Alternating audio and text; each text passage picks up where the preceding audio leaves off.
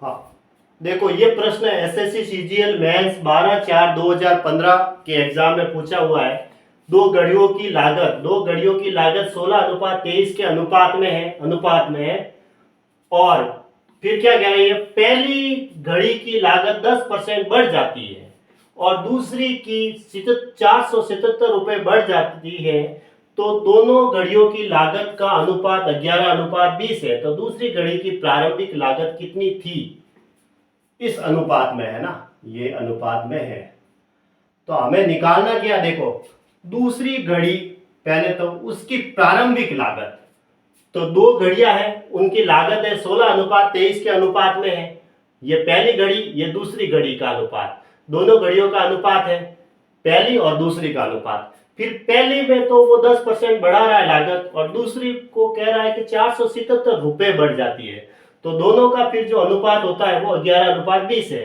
तो दूसरी घड़ी की प्रारंभिक लागत, दूसरी घड़ी ये है, इसकी प्रारंभिक लागत ये होगी, ये तो बाद वाली लागत का अनुपात हुआ, तो ये प्रारंभिक लागत 23 है। देखो पहली और दूसरी है और प्रारंभिक लागत इसकी 23 हो गई।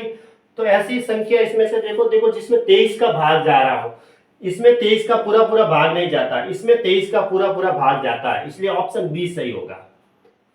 क्योंकि 23 तो अभाज्य संख्या है, 23 के टुकड़े नहीं हो सकते, अभाज्य संख्या है, तो 23 का भाग सिर्फ इसी में जा रहा है, इसी में भी नहीं जा रहा है, इसी में भी नहीं जा रहा है और इसी में भी नहीं जा रहा है, इसलिए 1219 इसका करेक्ट आंसर हो जाएगा।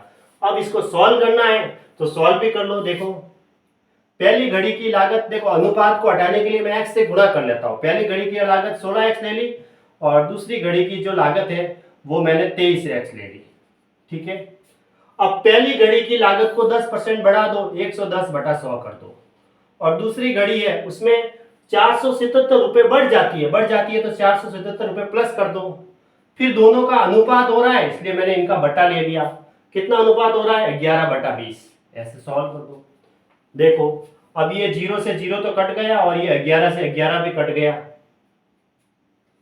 फिर ये यहां गुणा होगा, यहां तो कुछ नहीं है तो ये यहां चला जाएगा, ये यहां चला जाएगा। देखो 16x गुणा फिर ये 20 ऊपर चला जाएगा 20, और ये तो 10 तो नीचे है, 2 10 नीचे, बराबर 23x प्लस 477।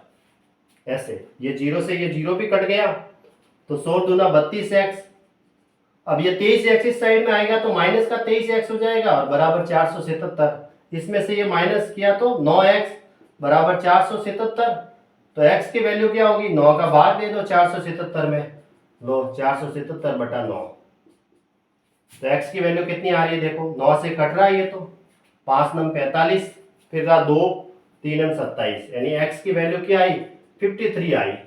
तो दूसरी घड़ी की प्रारंभिक लागत है ना, दूसरी घड़ी की प्रारंभिक लागत कितनी थी, ये 16x थी तो ये 23x थी, तो आंसर सही है। तो 23x बराबर क्या होगा, ठीक है, 23x की वैल्यू निकालनी है तो 53 को 23 से गुणा कर दो।